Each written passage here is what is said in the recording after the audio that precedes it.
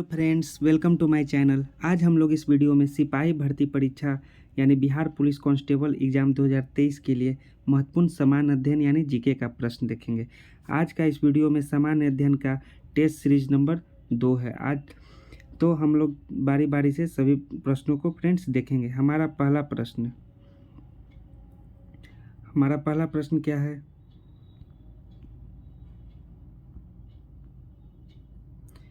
20 मई 2023 को केंद्रीय सतर्कता आयुक्त यानी सीवीसी की शपथ किसने ली है? ऑप्शन नंबर ए है Arvind Kumar, option number B है Praveen Kumar Srivastava, option number C है Suresh N Patel, option number D है सुमंत गोयल। तो ये दोस्तों, ये जो प्रश्न है हमारा किस चीज़ से है? करेंट अफेयर से, जो कि वीवीआई है। हाल ही में 20 मई 2023 को सीवीसी की शपथ किसने ली है? इसका करेक्ट आंसर होगा प्रवीण कुमार श्रीवास्तव। किसने शपथ ली है? प्रवीण कुमार श्रीवास्तव। और इन्हें शपथ किसने दिलवाया है? राष्ट्रपति द्रौपदी मुर्मू ने। किसने? राष्ट्रपति द्रौपदी मुर्मू। किसने दिलवाया है? राष्ट्रपति ने। राष्ट्रपति अभी कौन है वर्तमान में? द्रौपदी मुर्मू। हमारा अगला प्रश्न है एनिमल फार्म नामक पुस्तक के लेखक कौन है? ऑप्शन नंबर ए है Leo Tolstoy, option number B है George Orwell, option number C है John Dryden, option number D है एस.एम. अली। तो एनिमल फार्म नामक पुस्तक के लेखक कौन है? George Orwell. कौन है? George Orwell. जॉर्ज ऑरवेल ने एनिमल नामक पुस्तक का रचना की। एनिमल फार्म नामक पुस्तक की रचना किसने की? जॉर्ज ऑरवेल ने। हमारा अगला प्रश्न है इंडिया हाउस कहाँ स्थित है? इंडिया हाउस कहाँ स्थित है? India house option number A है नई दिल्ली, ऑप्शन नंबर बी है कलकत्ता, ऑप्शन नंबर सी है लंदन, ऑप्शन नंबर डी है न्यूयॉर्क। तो इंडिया हाउस इतना तो जान लीजिए फ्रेंड्स कि इंडिया हाउस इंडिया में स्थित नहीं है, तो इसका न नई दिल्ली होगा और ना ही कलकत्ता होगा। अब इंडिया हाउस कहाँ स्थित है? तो इंडिया हाउस लंदन में स्थित है। कहाँ? लंदन में स्थित है। इसका करेक्ट आंसर क्या होगा? लंदन। हमारा अगला प्रश्न है निम्न में से कौन सा एक शेष दूसरे से मेल नहीं खाता है? मीन्स निम्न में से कौन सा तीन एक समान है और एक अलग है? हमारा ऑप्शन नंबर ए है कथकली, ऑप्शन नंबर बी है भांगड़ा, ऑप्शन नंबर सी है कुचिपुड़ी, ऑप्शन नंबर डी है भरतनाट्यम। तो फ्रेंड्स, कथकली और कुचिपुड़ी और भरतनाट्यम ये तीनों क्या है? एक शास्त्रीय नृत्य है। क्या है? शास्त्रीय नृत्य है। तो इनमें से कौन सा है जो मेल नहीं खाता है? इनमें किससे करेक्ट आंसर होगा? भांगड़ा। भांगड़ा जो है इनमें से मेल नहीं खाता है, क्योंकि भांगड़ा क्या है? एक लोक नृत्य है। लोक नृत्य है। और भांगड़ा कहाँ का लोक नृत्य है? भांगड़ा पंजाब का लोक नृत्य है। कहाँ का? पंजाब का। और गिद्धा, डमन, धमन आदि भी पंजाब का क्या है? लोक नृत्य ही है। हमारा अगला प्रश्न है दोस्तों संकेताक्षर NHRC का अभिप्राय, मतलब NHRC का फुल फॉर्म क्या है? हमारा ऑप्शन नंबर ए है दोस्तों national highways research centre, option number B है national heritage revival corporation, option number C है नेशनल होटेलियर्स एवं restaurateurs convention, option number D है नेशनल ह्यूमन राइट्स कमीशन। तो दोस्तों NHRC का फुल फॉर्म क्या है? National human rights commission. क्या है? National human rights commission. और इसकी स्थापना कब हुई थी? इसकी स्थापना हुई थी 1993 यानी 1993 में। और इस नेशनल ह्यूमन राइट्स कमीशन के अभी वर्तमान अध्यक्ष कौन है? अभी वर्तमान अध्यक्ष है अरुण कुमार। कौन है? अरुण कुमार मिश्रा। कौन है? मिश्रा। अरुण कुमार मिश्रा अभी वर्तमान अध्यक्ष हैं किसके? नेशनल ह्यूमन राइट्स कमीशन यानी NHRC। NHRC का फुल फॉर्म है नेशनल ह्यूमन राइट्स कमीशन। हमारा अगला प्रश्न है दोस्तों औरंगजेब ने किस सिख गुरु की हत्या करवाई? औरंगजेब ने किस सिख गुरु की हत्या करवाई? ऑप्शन नंबर ए है गुरु हरिगोविंद, ऑप्शन नंबर बी है Guru Tegh Bahadur, option number C है गुरु अर्जुन देव और ऑप्शन नंबर डी है गुरु गोविंद सिंह। तो इन चारों में औरंगजेब ने गुरु तेग बहादुर की हत्या करवाई। कब किस हत्या करा? गुरु तेग बहादुर की। और ये गुरु तेग बहादुर जो थे वो 9वें गुरु थे। किसके? सिख धर्म के 9वें गुरु। और ये जो गुरु गोविंद सिंह है ये 10वें और अंतिम गुरु कौन है? गुरु गोविंद सिंह है। और ये हत्या गुरु तेग बहादुर की किसने करवाई? औरंगजेब ने करवाई। हमारा अगला प्रश्न है, निम्नलिखित विद्वानों में से हड़प्पा सभ्यता का सर्वप्रथम खोजकर्ता कौन था? हड़प्पा सभ्यता का सर्वप्रथम खोजकर्ता कौन था? हड़प्पा सभ्यता की सर्वप्रथम खोज कब हुई? 1921 ईस्वी में। कब हुई? 1921 ईस्वी में। तो इनके खोजकर्ता कौन थे? ऑप्शन नंबर ए है sir John Marshall, option number B है sir R D. Banerjee, option number C है A Cunningham, option number D है दयाराम साहनी। तो हड़प्पा सभ्यता का सर्वप्रथम खोजकर्ता कौन थे? दयाराम साहनी। कौन थे? दयाराम साहनी। इसने उन्होंने 1921 में, कब? 1921 ईस्वी में हड़प्पा सभ्यता का खोज किया। और ये जो आर.डी. बनर्जी हैं ये 1922 ईस्वी में मोहनजोदड़ो की खोज की थी। कब? 1922 में मोहनजोदड़ो की खोज की थी। हमारा अगला प्रश्न है दोस्तों, निम्नलिखित में से किसने लखनऊ में सन 1857 के विद्रोह का नेतृत्व किया था? सन 1857 का विद्रोह मीन्स सिपाही विद्रोह। सिपाही विद्रोह 1857 ईस्वी में हुआ था। तो जो 1857 ईस्वी में विद्रोह हुआ था उसका लखनऊ में नेतृत्व किसने किया था? इसका ऑप्शन नंबर ए है Kunwar Singh, option number B है Tatya Tope, option number C है Rani Lakshmibai, option number D है हजरत महल। तो कुंवर सिंह तो बिहार से थे और ये रानी लक्ष्मीबाई तो झांसी से थी। ये दोनों तो रॉन्ग आंसर है। अब तात्या टोपे या फिर हजरत महल, ये दोनों में से ही कोई करेक्ट आंसर होगा। तो 1857 में लखनऊ का नेतृत्व किसने किया था? हजरत महल ने। किसने? बेगम हजरत महल ने किया था। किसने? बेगम हजरत महल ने किया था। और ये वीर कुंवर सिंह कहाँ से? जगदीशपुर का नेतृत्व किया था। कहाँ का? जगदीशपुर का। ये बिहार के रहने वाले थे तो इन्होंने जगदीशपुर का नेतृत्व किया था। और ये रानी लक्ष्मीबाई कहाँ का नेतृत्व की थी? झांसी का नेतृत्व की थी रानी लक्ष्मीबाई ने। और ये जो तात्या टोपे हैं ये लखनऊ का नहीं कानपुर का नेतृत्व किए थे। किसका? कानपुर का नेतृत्व कौन किए थे? तात्या टोपे ने कानपुर का नेतृत्व किया। और रानी लक्ष्मीबाई झांसी का, कुंवर सिंह जगदीशपुर का और हजरत महल ने ही लखनऊ का नेतृत्व किया 1857 के विद्रोह में। हमारा अगला प्रश्न है, सौर प्रणाली की खोज किसने की थी? सौर प्रणाली की खोज किसने की? ऑप्शन नंबर ए है गैलीलियो, ऑप्शन नंबर बी है J.L. Baird, option number C है कॉपरनिकस, ऑप्शन नंबर डी है केपलर। तो दोस्तों इसका सही आंसर, इसका फ्रेंड्स क्या होगा? कॉपरनिकस ने ही सौर प्रणाली की खोज किसने की? कॉपरनिकस ने की। किसने की? कॉपरनिकस ने। किसने की? कॉपरनिकस ने। हमारा अगला प्रश्न है दोस्तों, निम्न में से किस व्यक्ति ने मूल अधिकारों को हमारे लोगों के लिए एक प्रतिज्ञा तथा सभ्य विश्व के लिए के साथ किया गया समझौता कहा है? इसका मतलब हुआ, ये प्रश्न कह रहा है दोस्तों कि किस व्यक्ति ने का ये कथन है कि हमारे लोगों के लिए एक प्रतिज्ञा तथा सभ्य विश्व के साथ किया गया समझौता कहा था? इसका ऑप्शन नंबर ए है दोस्तों Pandit Nehru, option number B है दोस्तों doctor Bhimrao Ambedkar, option number C है दोस्तों doctor Rajendra Prasad, option number D है दोस्तों डॉक्टर एस राधा कृष्णन। तो दोस्तों मूल अधिकारों को हमारे लोगों के लिए एक प्रतिज्ञा तथा सभ्य विश्व के साथ समझौता कहा गया, ये किसने कहा था? ये दोस्तों डॉक्टर एस कृष्णन ने कहा था। किसने कहा था? डॉक्टर एस राधा कृष्णन ने। किसने कहा था? डॉक्टर एस राधा कृष्णन ने कहा था। और इनका जन्म कब हुआ था? 1888 ईस्वी को। राधा कृष्णन का जन्म 1888 ईस्वी को हुआ था। और ये 2 बार राष्ट्रपति भी रहे हैं, 2 बार उपराष्ट्रपति और 1 बार राष्ट्रपति भी रहे हैं।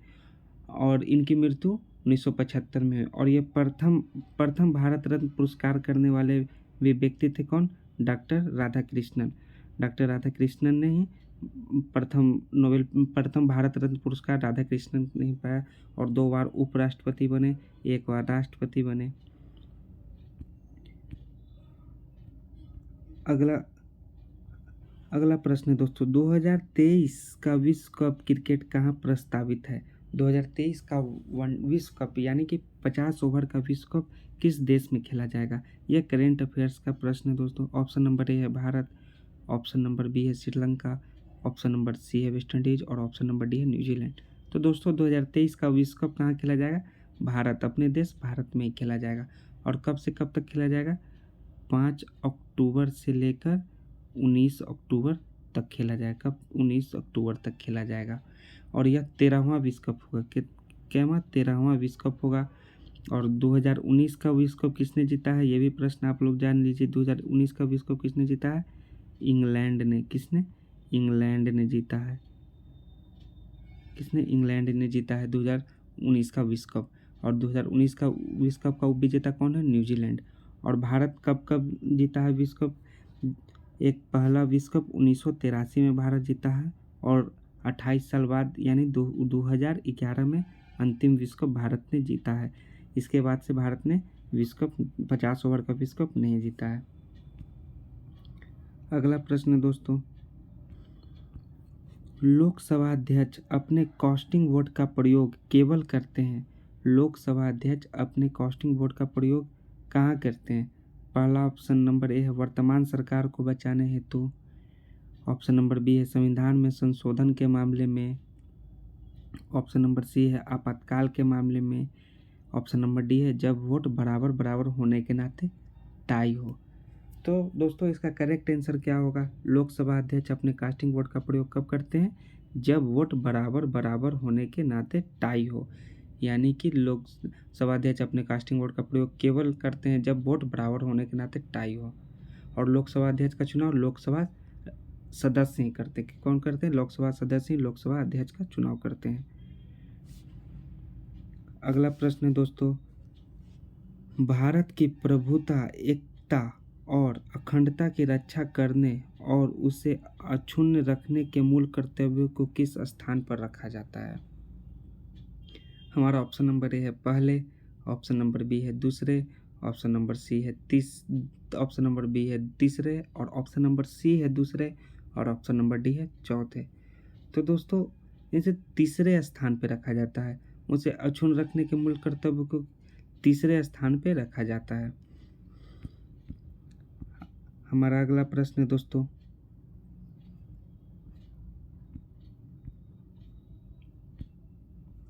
निम्न में से किस अधिनियम ने सर्वप्रथम वायसराय की कार्यकारिणी परिषद में निश्चित सदस्यों के अतिरिक्त गैर सरकारी सदस्यों को अंतर्वेशन मुहैया करवाया? ऑप्शन नंबर ए है दोस्तों भारत परिषद अधिनियम यानी 1881 में बना पर भारत परिषद अधिनियम, मार्ले मिंटू सुधार 1909, भारत सरकार अधिनियम 1858 और भारत सरकार अधिनियम 1919 है 1919। तो गैर सरकारी सदस्यों को अंतर्वेशन मुहैया किसने कराया? 1861 के भारत परिषद अधिनियम ने। किसने? 1861 के भारत परिषद अधिनियम ने कराया। हमारा अगला प्रश्न है दोस्तों, भारतीय संविधान सभा में कुल कितनी महिला सदस्य थी? यानी भारतीय संविधान जो जब बना, भारत का संविधान बना, वो भारत के संविधान सभा में कुल कितनी महिला सदस्य थी? यानी कि महिला सदस्यों की संख्या कितनी थी? ऑप्शन नंबर ए है 15, ऑप्शन नंबर बी है 13, ऑप्शन नंबर सी है 12, ऑप्शन नंबर डी है 10। तो भारतीय संविधान सभा में कुल महिला सदस्यों की संख्या कितनी थी? 15 थी। कितनी? कुल 15 थी। और इसके प्रथम अस्थायी अध्यक्ष कौन थे? डॉक्टर सच्चिदानंद सिन्हा। और अध्यक्ष कौन थे? इसके अस्थायी अध्यक्ष यानी परमानेंट अध्यक्ष संविधान सभा के डॉक्टर राजेंद्र प्रसाद। कौन थे? डॉक्टर राजेंद्र प्रसाद। इसके अस्थायी अध्यक्ष डॉक्टर राजेंद्र प्रसाद थे। हमारा अगला प्रश्न है दोस्तों, संस्कृत ग्रंथ जाम्बवती कल्याणम निम्न में से किसकी रचना थी? संस्कृत ग्रंथ का नाम है जाम्बवती कल्याणम। यह निम्न में से किनकी रचना थी? ऑप्शन नंबर ए है श्रीनाथ की, ऑप्शन नंबर बी है पद्देन की, ऑप्शन नंबर सी है कृष्ण देव राय की, ऑप्शन नंबर डी है देवराय द्वितीय की। तो जाम्बवती कल्याणम में से कृष्णदेव राय ने जाम्बवती कल्याणम की रचना की। इन्हें तेलुगु भाषा का पितामह भी कहा जाता है। क्या कहा जाता है? पितामह। किस भाषा का? तेलुगु भाषा का इन्हें पितामह भी कहा जाता है। किन्हें? कृष्णदेव राय को। और कृष्णदेव राय किस वंश के शासक थे? तुलु वंश के। किस वंश के? तुलु तुलु तुलु वंश के शासक थे राजा कृष्णदेव राय। अगला हमारा प्रश्न है दोस्तों, बाबर ने प्रसिद्ध तुगलामा नीति का प्रयोग सर्वप्रथम किस युद्ध में किया? भारत ने प्रसिद्ध तुगलामा नीति का प्रयोग सर्वप्रथम किस युद्ध में किया? ऑप्शन नंबर ए है खानवा का युद्ध में, ऑप्शन नंबर बी है घाघरा के युद्ध में, ऑप्शन नंबर सी है पानीपत के युद्ध में, और ऑप्शन नंबर डी है उपरोक्त में से कोई नहीं। तो बाबर ने तुगलामा नीति का प्रयोग सर्वप्रथम किस युद्ध में किया? पानीपत के युद्ध में। किस युद्ध में? पानीपत के युद्ध में। और 21 अप्रैल 1526 ईस्वी में किसे हराया बाबर ने? इब्राहिम शाह लोदी। किसे? इब्राहिम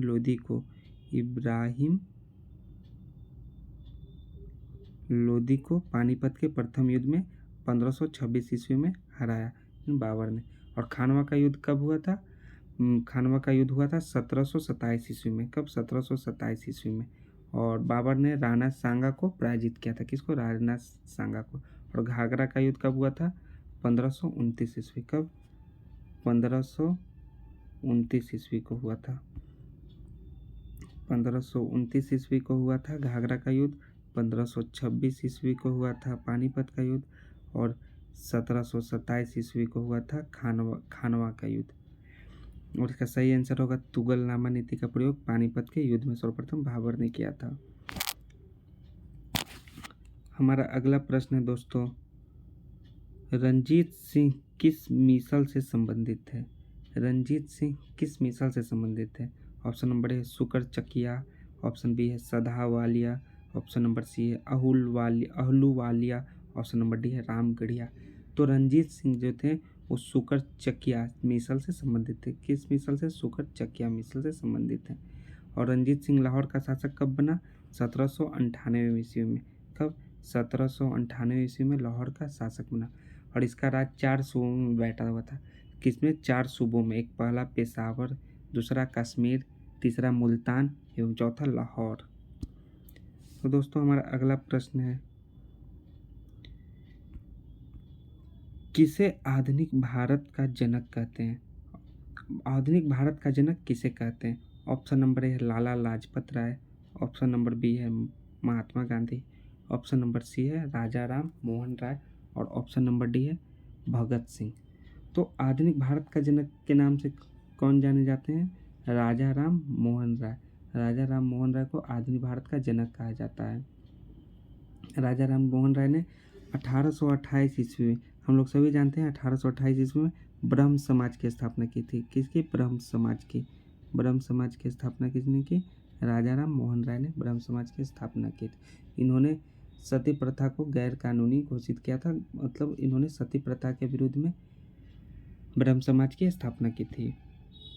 हमारा अगला प्रश्न दोस्तों, निम्नलिखित विद्रोहों में से किसको बंकिम चंद्र चटर्जी ने अपने उपन्यास आनंद मठ में उल्लेख करके प्रसिद्ध किया? बंकिम चंद्र चटर्जी का अपनी पुस्तक है आनंद मठ, उन्होंने किस विद्रोह को उल्लेख किया उस बुक में? ऑप्शन नंबर ए है भील विद्रोह, ऑप्शन बी है रंगपुर तथा दीनापुर विद्रोह, ऑप्शन सी है विष्णुपुर तथा वीरभूम विद्रोह, और ऑप्शन डी है सन्यासी विद्रोह। तो दोस्तों बंकिम चंद्र चटर्जी अपने आनंद मठ उपन्यास में सन्यासी विद्रोह का उल्लेख करके इसे प्रसिद्ध किया था। कि सन्यासी विद्रोह का उल्लेख करके इसे प्रसिद्ध किया था। अगला प्रश्न है दोस्तों, सिजगी क्या है? सिजगी क्या है? सूर्य, पृथ्वी तथा चंद्रमा की एक ही सीधी रेखा में स्थित है। सूर्य तथा चंद्रमा के बीच पृथ्वी की स्थिति, पृथ्वी के एक ही ओर सूर्य तथा चंद्रमा की स्थिति, सूर्य, चंद्रमा और पृथ्वी की समकोणिक स्थिति। सिजगी क्या है? सिजगी क्या है दोस्तों? सिजगी जो है सूर्य, पृथ्वी तथा चंद्रमा की एक ही सीधी रेखा में स्थित है। क्या है सिजगी? सिजगी जो है सूर्य, पृथ्वी तथा चंद्रमा की एक ही रेखा में स्थित है। तो दोस्तों 21 अगला हमारा प्रश्न दोस्तों, कौन सा देशांतर प्रधान यमोत्तर के साथ मिलकर ग्लोब पर वृहद रूप का निर्माण करता है? ऑप्शन नंबर ए है 0 डिग्री, ऑप्शन नंबर बी है 90 degree east, option number B है 90 डिग्री वेस्ट और ऑप्शन डी है 180 डिग्री। तो दोस्तों इसका सही आंसर क्या होगा? ये 180 डिग्री 180 डिग्री देशांतर प्रधान यमोत्तर के साथ मिलकर ग्लोब पर वृहद वृत्त का निर्माण करता है। और 1 डिग्री देशांतर बराबर क्या होता है? 4 मिनट। क्या होता है? 4 मिनट। 1 डिग्री देशांतर बराबर 4 मिनट। और विश्व में कुल कितने मानक हैं समय? विश्व में कुल 24 मानक समय देशांतर है। कितने? 24 मानक समय देशांतर है। और भारत का कितना है देशांतर मानक समय? 82.82 डिग्री 30 पूर्वी देशांतर यानी कि ईस्ट देशांतर है। 82.82 डिग्री पूर्व देशांतर है।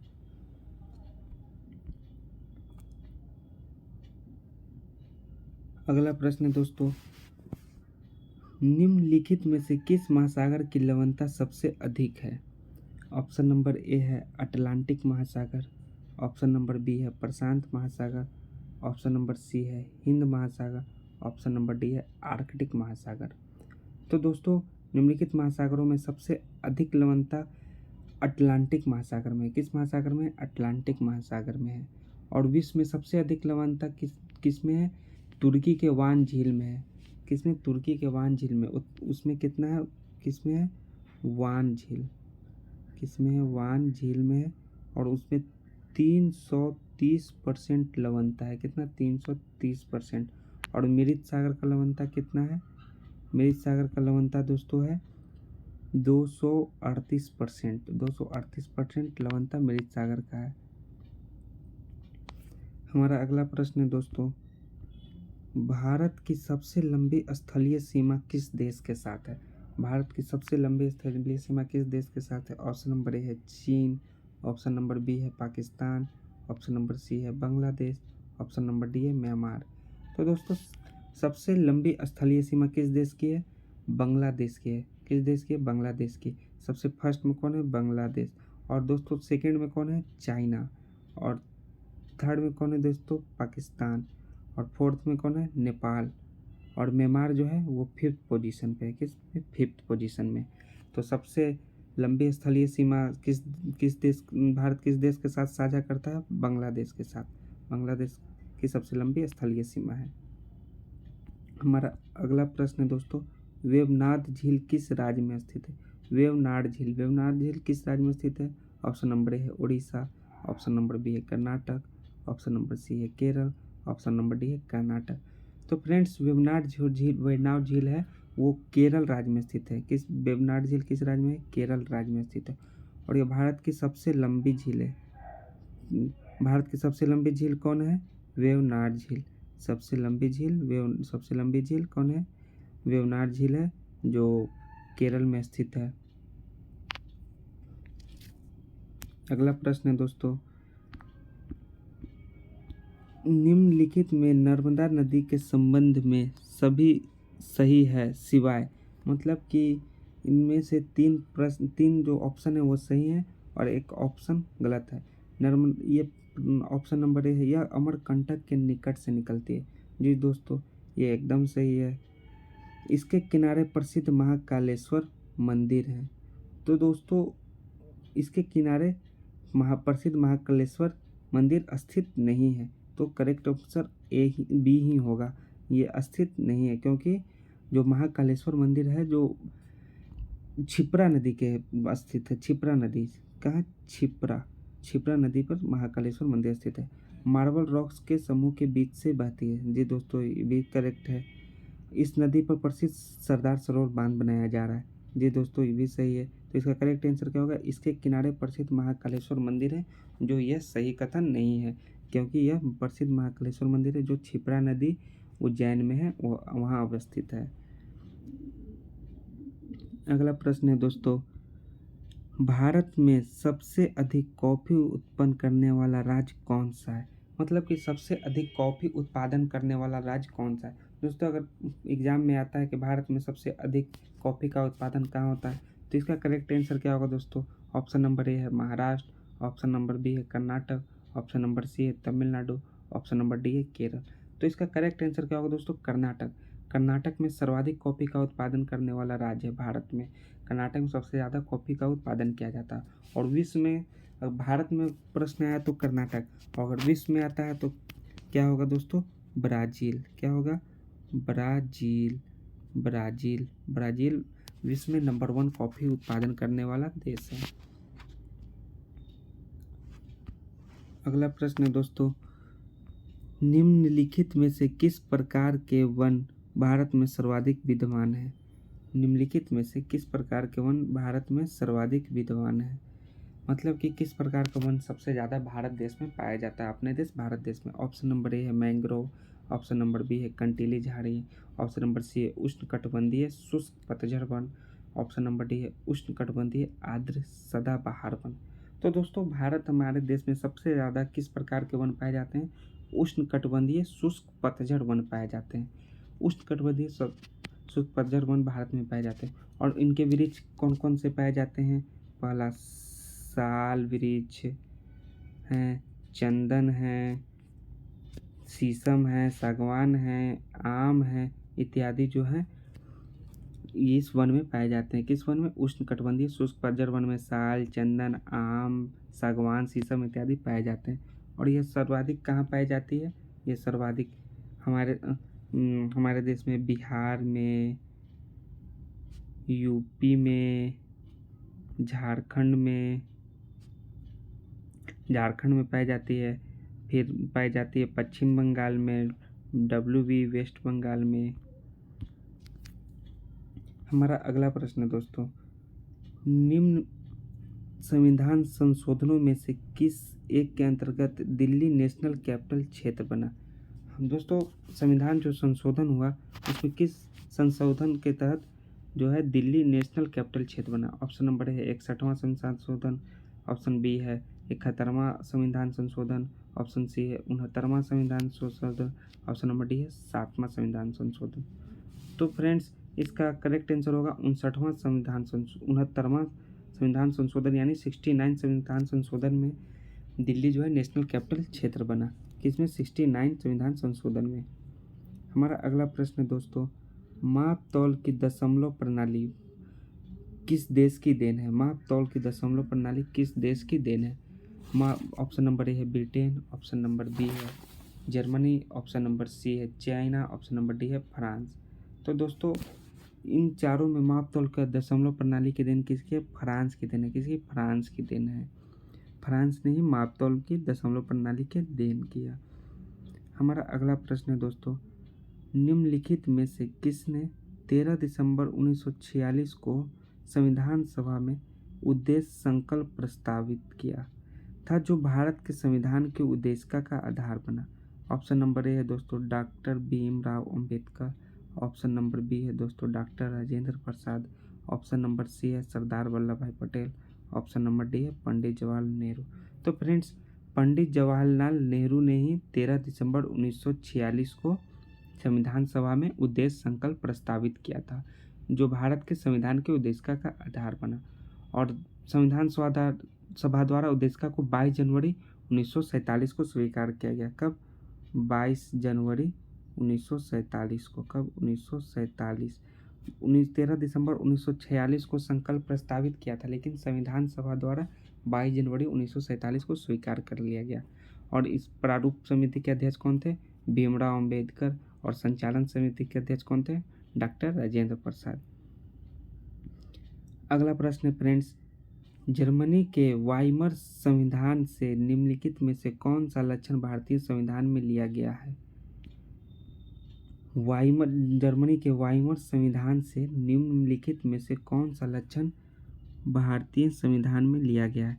ऑप्शन नंबर ए दोस्तों सशक्त केंद्र के साथ संघ का विचार, ऑप्शन नंबर बी है दोस्तों राष्ट्रपति के निर्वाचन की पद्धति, ऑप्शन नंबर सी है दोस्तों आपातकालीन शक्तियाँ। ऑप्शन नंबर डी है दोस्तों राष्ट्रपति आपातकाल के दौरान मौलिक अधिकारों के विलंबन संबंधी प्रावधान। तो दोस्तों राष्ट्रपति आपातकाल के दौरान मौलिक अधिकारों के विलंबन संबंधी प्रावधान जो है लिया गया था जर्मनी के वाइमर से। राष्ट्रपति आपातकाल के दौरान मौलिक अधिकारों के विलंबन संबंधी प्रावधान को लिया गया था। अगला प्रश्न दोस्तों, किस सभा का अध्यक्ष उसका सदस्य नहीं होता है? किस सभा का अध्यक्ष उसका सदस्य नहीं होता है? ऑप्शन नंबर ए है दोस्तों राज्यसभा, ऑप्शन नंबर बी है दोस्तों लोकसभा, ऑप्शन नंबर सी है दोस्तों विधानसभा, ऑप्शन नंबर डी है दोस्तों विधान परिषद। तो दोस्तों इसका करेक्ट आंसर होगा राज्यसभा। राज्यसभा का अध्यक्ष उसका सदस्य नहीं होता है। राज्यसभा का अध्यक्ष उसका सदस्य नहीं होता है। अगला प्रश्न दोस्तों, निम्नलिखित में से कौन सी एक संस्था विदेशी वाणिज्यिक उधारी को नियमित करती है?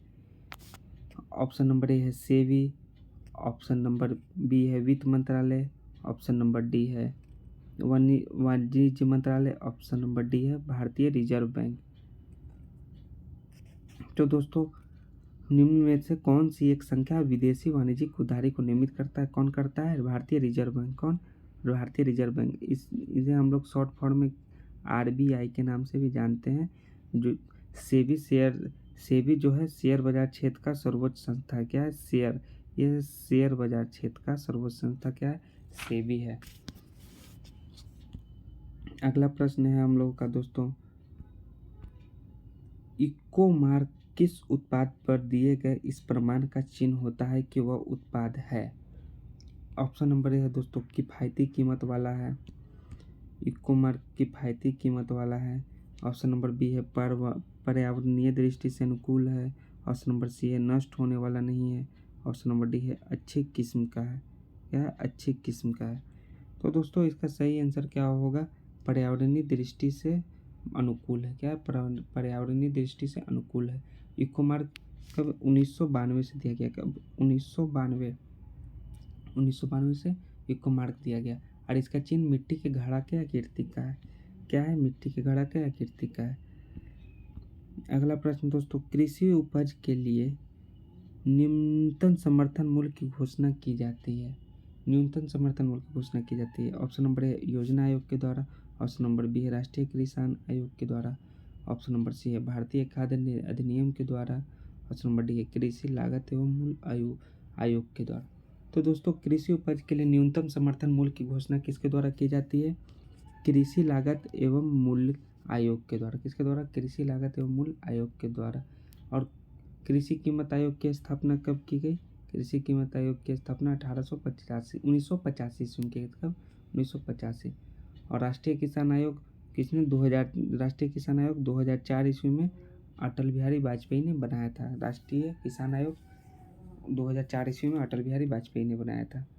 अगला प्रश्न है दोस्तों, परमाणु ऊर्जा आयोग के नए अध्यक्ष कौन है? ऑप्शन नंबर ए है दोस्तों Ajit Kumar Mohanty, option number B है दोस्तों Sundar Raman Ram Murthy, option number C है अतुल कुमार गोयल, और ऑप्शन नंबर डी है कांदी कुप्पा श्रीकांत। तो परमाणु ऊर्जा आयोग के नए अध्यक्ष, ये करेंट अफेयर्स का प्रश्न दोस्तों, तो कौन बने हैं? अजीत कुमार मोहंती। कौन बने? अजीत कुमार मोहंती जो है परमाणु ऊर्जा आयोग के नए अध्यक्ष बने हैं। अगला प्रश्न है दोस्तों, अवमूल्यन शब्द का अर्थ है। अवमूल्यन शब्द का अर्थ है ऑप्शन नंबर ए है दोस्तों फ्रेंड्स अन्य मुद्रा की तुलना में स्वदेशी मुद्रा के मूल्य को घटना। ऑप्शन नंबर बी है स्वदेशी मुद्रा के मूल्यों में बढ़ोतरी करना। ऑप्शन नंबर सी है दोस्तों स्वदेशी मुद्रा के बदले में नई मुद्रा जारी करना। ऑप्शन नंबर डी है दोस्तों उपरोक्त में से कोई नहीं। तो अवमूल्यन शब्द का अर्थ क्या है दोस्तों? अन्य मुद्रा की तुलना में स्वदेशी मुद्रा के मूल्य को घटाना। अवमूल्यन का अर्थ है अन्य मुद्रा की तुलना में स्वदेशी मुद्रा के मूल्यों को घटाना। इसे यह क्या कहलाता है? अवमूल्यन कहलाता है। अगला प्रश्न है दोस्तों, कच्चे आम सिकुड़ जाते हैं जब लवण जल में उनका अचार बनाया जाता है। यह परिघटना किससे संबंधित है? जब हम लोग कच्चे आम को अचार बनाते हैं तो लवण जल में अचार बनाया जाता है तो आम सिकुड़ जाते हैं। ये परिघटना किससे संबंधित है? ऑप्शन नंबर ए है परासन, ऑप्शन नंबर बी है दोस्तों प्रतिपरासन, ऑप्शन नंबर सी है दोस्तों तरल का पृष्ठ तनाव बढ़ना, ऑप्शन नंबर डी है दोस्तों तरल का पृष्ठ तनाव घटना। तो दोस्तों कच्चे आम सिकुड़ जाते हैं किस कारण? परासन के कारण। परासन परिघटना के कारण कच्चे आम सिकुड़ जाते हैं जब लवण जल में उनका अचार बनाया जाता है। अगला प्रश्न दोस्तों, निम्नलिखित कथनों में से कौन सा एक सही नहीं है? ऑप्शन नंबर ए है दोस्तों हाइड्रोजन एक तत्व है, ऑप्शन नंबर बी है दोस्तों हाइड्रोजन सबसे हल्का तत्व है, ऑप्शन नंबर सी है हाइड्रोजन के कोई समस्थानिक नहीं होते, ऑप्शन नंबर डी है दोस्तों हाइड्रोजन और ऑक्सीजन एक विस्फोटक मिश्रण बनाते हैं। तो इसका सही करेक्ट आंसर क्या होगा friends? Option number C, hydrogen के कोई समस्थानिक नहीं होते हैं। क्या हाइड्रोजन कोई समस्थानिक नहीं होते हैं? हाइड्रोजन के 3 समस्थानिक होते हैं। इनमें से प्रश्न पूछ रहा है कौन सा एक सही नहीं है? हाइड्रोजन एक तत्व है, ये सही है। हाइड्रोजन सबसे हल्का तत्व है, ये भी सही है। हाइड्रोजन और ऑक्सीजन एक विस्फोटक मिश्रण बनाते हैं, ये भी सही है। लेकिन हाइड्रोजन के कोई समस्थानिक नहीं होते हैं। ये होते हैं, कितने होते हैं? 3 होते हैं। कितने? 3 होते हैं। और हाइड्रोजन को भविष्य का ईंधन भी कहते हैं। क्या? भविष्य का ईंधन भी कहते हैं। और 3 समस्थानिक होते हैं हाइड्रोजन के। हमारा अगला प्रश्न है दोस्तों, ब्रायोफाइट प्रकाश संश्लेषी तो होते हैं परंतु उनमें संवहनी उत्तक और वास्तविक जड़ें नहीं होती हैं। इस विशेषता के कारण वे निम्नलिखित में से किसके सदृश होते हैं? तो दोस्तों ऑप्शन नंबर ए है क्या? फफूंद, ऑप्शन नंबर बी है दोस्तों शैवाल, ऑप्शन नंबर सी है दोस्तों टेरिडोफाइट, ऑप्शन नंबर डी है दोस्तों एंजियोस्पर्म। तो इसका करेक्ट आंसर क्या होगा दोस्तों? ब्रायोफाइट प्रकाश संश्लेषित तो होते हैं परंतु उनमें संवहनी उत्तक और वास्तविक जड़ें नहीं होती। इस विशेषता के कारण वे शैवाल के सदृश होते हैं। तो इसका करेक्ट आंसर क्या होगा? शैवाल। शैवाल इसका करेक्ट आंसर होगा दोस्तों। हमारा अगला प्रश्न है फ्रेंड्स, निम्नलिखित में से कौन सा एक कोशिकांग कोशिकीय श्वसन के लिए उत्तरदायी है? ऑप्शन नंबर ए दोस्तों अंतःप्रद्रव्य जालिका, ऑप्शन नंबर बी है दोस्तों गोल्जी काय, ऑप्शन नंबर सी है दोस्तों लैन काय यानी लाइजोसोम, ऑप्शन नंबर डी है दोस्तों माइटोकॉन्ड्रिया। ये जो दोस्तों है जनरल साइंस यानी जीएस का क्वेश्चन दोस्तों। ये क्या है? जीके का नहीं, ये जीएस का क्वेश्चन, ये जनरल साइंस का क्वेश्चन दोस्तों। तो माइटोकॉन्ड्रिया एक कोशिकीयांग कोशिकीय श्वसन के लिए उत्तरदायी होता है। क्या इसका करेक्ट आंसर क्या होगा? माइटोकॉन्ड्रिया। क्या होगा? माइटोकॉन्ड्रिया होगा दोस्तों। हमारा अगला प्रश्न है दोस्तों, जीवन की भौतिक गुणवत्ता सूचकांक किसके द्वारा विकसित किया गया है? जीवन की भौतिक गुणवत्ता सूचकांक किसके द्वारा विकसित किया गया? ऑप्शन नंबर ए है दोस्तों Morris D Morris, option number B है दोस्तों यूएनडीपी, ऑप्शन नंबर सी है दोस्तों महबूब ul Haq, option number D है दोस्तों उपयुक्त में से कोई नहीं। तो जीवन भौतिक गुणवत्ता सूचकांक किसके द्वारा विकसित किया गया दोस्तों? Morris D Morris. किसके द्वारा? मॉरिस डी मॉरिस के द्वारा घोषित किया गया है दोस्तों। हमारा अगला प्रश्न है दोस्तों, 15 जनवरी 2023 को मिस यूनिवर्स 2022 का विजेता किसे घोषित किया गया है? यानी कि दोस्तों ये करंट अफेयर्स का क्वेश्चन है। 15 जनवरी 2023 को 2022 का मिस यूनिवर्स का विजेता घोषित किया गया है। इसका पहला ऑप्शन है दोस्तों ए सुकीमा, ऑप्शन बी है दोस्तों सोनी ओलिका, ऑप्शन सी है दोस्तों टोनी बेली, ऑप्शन नंबर डी है दोस्तों आर बोनी गैब्रियल। तो दोस्तों 2022 का मिस यूनिवर्स का विजेता किसे घोषित किया गया? आर बोनी गैब्रियल को। किसे? आर बोनी गैब्रियल को घोषित किया गया। ये कहाँ का निवासी है? यूएसए का निवासी है। ये जो है यूएसए का निवासी है आर बोनी गैब्रियल। हमारा अगला प्रश्न है दोस्तों, 29 जनवरी 2023 को ऑस्ट्रेलियन ओपन महिला खिताब किसने जीता है? तो दोस्तों इसका पहला ऑप्शन है दोस्तों ए है ई राय बाकिना, ऑप्शन नंबर बी है दोस्तों Naomi Osaka, option number C है दोस्तों Ashleigh Barty, option number D है दोस्तों एस सवालेंका। तो दोस्तों 29 जनवरी 2023 को ऑस्ट्रेलियन ओपन महिला एकल का खिताब किसने जीता? एस सवालेंका ने जीता है। किसने? एस सवालेंका ने ऑस्ट्रेलियन ओपन का खिताब जीता। और पुरुष एकल का खिताब किसने जीता है? नोवाक जोकोविच। ये ऑस्ट्रेलियन ओपन में महिला का हुआ एस सवालेंका और नोवाक जोकोविच वो पुरुष के विजेता हैं ऑस्ट्रेलियन ओपन के। अगला प्रश्न है दोस्तों, फुटबॉल टूर्नामेंट यानी फीफा विश्व कप 2022 का खिताब किसने जीता? ये हम सभी लोग जानते हैं फीफा विश्व कप का खिताब किसने जीता है दोस्तों। तो ऑप्शन नंबर ए है जर्मनी, ऑप्शन नंबर बी है फ्रांस, ऑप्शन नंबर सी है उरुग्वे, ऑप्शन नंबर डी है अर्जेंटीना। तो दोस्तों 2022 फीफा विश्व कप का खिताब किसने जीता है? अर्जेंटीना। ये फीफा विश्व कप किससे संबंधित है? फुटबॉल से संबंधित है। और प्रथम विश्व कप 1930 में उरुग्वे ने अर्जेंटीना को हरा कर जीता था। प्रथम विश्व कप कब? 1930 में किसने जीता था? उरुग्वे प्रथम विश्व कप जीता। और 2022 का विश्व कप किसने जीता? अर्जेंटीना ने। और उरुग्वे ने किसे हराया था? अर्जेंटीना को ही हराया था 1930 ईस्वी में। अगला प्रश्न है दोस्तों, हजारी प्रसाद द्विवेदी जी का जन्म कहाँ हुआ था? हजारी प्रसाद द्विवेदी जी हिंदी के बहुत ही जाने माने कवि हैं और इनका जन्म कहाँ हुआ था दोस्तों? ऑप्शन नंबर ए है गोरखपुर, ऑप्शन नंबर बी है दोस्तों बलिया, ऑप्शन नंबर सी है दोस्तों इलाहाबाद, ऑप्शन नंबर डी है दोस्तों वाराणसी। तो हजारी प्रसाद द्विवेदी का जन्म कहाँ हुआ था दोस्तों? बलिया में हुआ था। कहाँ? बलिया में हुआ था। अगला प्रश्न है दोस्तों, सोल्डर किस धातु का मिश्रण है? सोल्डर दो धातु का मिश्रण है, वो इनमें से किस धातु का मिश्रण है? तो दोस्तों हमारा पहला ऑप्शन है टीन और लेड, ऑप्शन बी है दोस्तों टीन और जिंक, ऑप्शन सी है दोस्तों जिंक और लेड, ऑप्शन नंबर डी है दोस्तों कॉपर और जिंक। तो दोस्तों सोल्डर जो है किस धातु का मिश्रण है? टीन और लेड धातु का मिश्रण है। अगला प्रश्न है दोस्तों,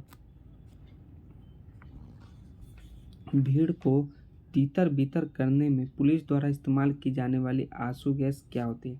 जब कोई भीड़ लगती है यानी कोई प्रोटेस्ट होता है तो जब पुलिस आंसू गैस का इस्तेमाल करती है तो उस आंसू गैस में क्या होता है?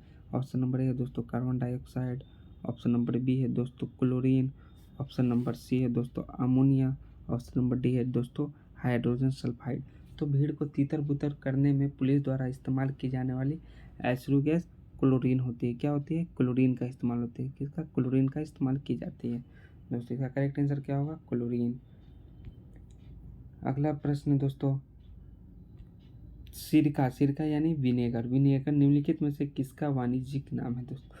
ऑप्शन नंबर ए है दोस्तों ऑक्जेलिक अम्ल का, ऑप्शन नंबर बी है दोस्तों हाइड्रोलिक अम्ल का, ऑप्शन नंबर सी है दोस्तों एसिटिक अम्ल का, ऑप्शन नंबर डी है दोस्तों नींबू का अम्ल का। तो सिरका यानी विनेगर किसका वाणिज्यिक नाम है? एसिटिक अम्ल का वाणिज्यिक नाम है दोस्तों। सिरका यानी विनेगर को विनेगर एसिटिक अम्ल का वाणिज्यिक नाम है। अगला प्रश्न है दोस्तों, निम्नलिखित में से उस कण का नाम बताइए जिसका कि श्रृंखला अभिक्रिया के लिए यूरेनियम के विखंडन के दौरान बना रहना अनिवार्य है। तो दोस्तों इसे क्वेश्चन को हम लोग फिर से पढ़ते हैं। निम्नलिखित में से उस कण का नाम बताइए जिसका कि श्रृंखला अभिक्रिया के लिए यूरेनियम के विखंडन के दौरान बना रहना अनिवार्य है। तो ऑप्शन नंबर ए है दोस्तों इलेक्ट्रॉन, ऑप्शन नंबर बी है दोस्तों प्रोटॉन, ऑप्शन नंबर सी है दोस्तों न्यूट्रॉन और ऑप्शन नंबर डी है दोस्तों पॉजिट्रॉन। तो यूरेनियम श्रृंखला की अभिक्रिया के लिए किस तत्व का अनिवार्य है? न्यूट्रॉन अनिवार्य तत्व है। क्या है? न्यूट्रॉन अनिवार्य तत्व है। अब हमारा अगला प्रश्न है दोस्तों, घरेलू खाना पकाने में गैस में निम्नलिखित में से प्रयोग क्या होता है? घरेलू खाना पकाने में कि गैस में निम्नलिखित में से क्या प्रयोग होता है? ऑप्शन नंबर ए है दोस्तों मीथेन और इथेन गैस का प्रयोग होता है खाना बनाने में, ऑप्शन नंबर बी है दोस्तों द्रवित ब्यूटेन और आइसोब्यूटेन का प्रयोग होता है दोस्तों, ऑप्शन नंबर सी है हाइड्रोजन और एसिटिलीन का प्रयोग होता है दोस्तों, और ऑप्शन नंबर डी है दोस्तों इथिलीन और कार्बन मोनोऑक्साइड का। तो घरेलू खाना पकाने में कि गैस में निम्नलिखित में से क्या प्रयोग होता है दोस्तों?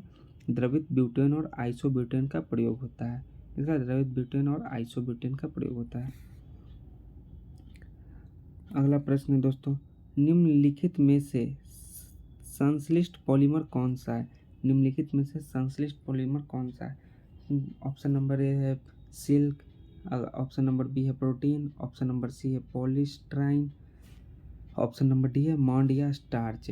तो संश्लिष्ट पॉलीमर्स कौन सा है इनमें से दोस्तों? पॉलीस्ट्राइन। पॉलीस्ट्राइन जो है संश्लिष्ट पॉलीमर्स है। क्या है? संश्लिष्ट पॉलीमर्स है।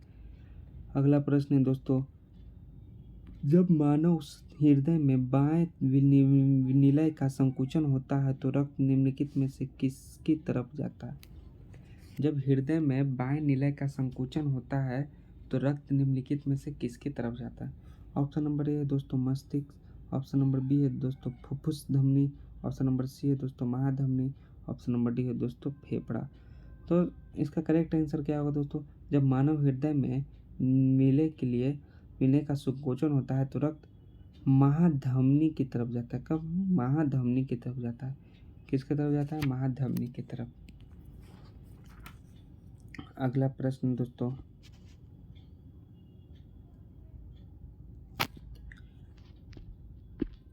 परागन के दौरान परागकणों को ग्रहण करने वाला पुष्पी भाग होता है।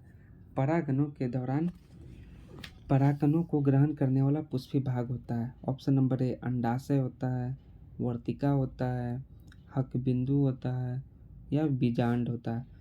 तो परागकणों को ग्रहण करने वाला पुष्पी भाग क्या होता है? हक बिंदु होता है। क्या होता है? हक बिंदु। इसका करेक्ट आंसर क्या होगा फ्रेंड? हक बिंदु होगा। हमारा अगला प्रश्न है दोस्तों, किसी एथलीट को तात्क्षणिक ऊर्जा के लिए निम्नलिखित में से क्या दिया जाना चाहिए? यानी कि इंस्टेंट एनर्जी यानी कि तुरंत तत्काल मिले उस ऊर्जा के लिए क्या देना चाहिए? ऑप्शन नंबर ए है कार्बोहाइड्रेट, ऑप्शन नंबर बी है वसा, ऑप्शन नंबर सी है प्रोटीन, ऑप्शन नंबर डी है विटामिन। तो फ्रेंड्स, किसी एथलीट को तात्क्षणिक ऊर्जा के लिए कार्बोहाइड्रेट्स लेना चाहिए। क्या लेना चाहिए? कार्बोहाइड्रेट्स लेना चाहिए। कार्बोहाइड्रेट्स में कार्बन, हाइड्रोजन और ऑक्सीजन के 1:2:1 का रेशियो रहता है।